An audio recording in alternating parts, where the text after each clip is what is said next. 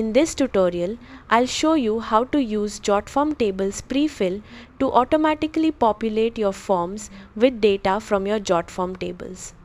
Open your browser and go to jotform.com, then sign into your account. From your dashboard, find the form you want to use and click Edit Form. In the Form Builder, click the Publish tab at the top of the page. From the left sidebar, select Prefill, then choose Tables Prefill. Select the Jotform table you want to use as the data source. If your table contains multiple tabs, choose the appropriate tab from the drop-down menu. Click Save Settings to connect your form with the selected table. Next, click Add New Prefill. You'll see a list of the entries available in your table. Select the entry or entries you want to use. Jotform lets you create pre-filled forms for multiple records at once. Click Create in the top right corner.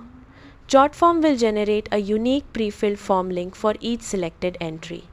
Copy the generated pre-filled URLs and share them with your recipients by email, message, or any other method.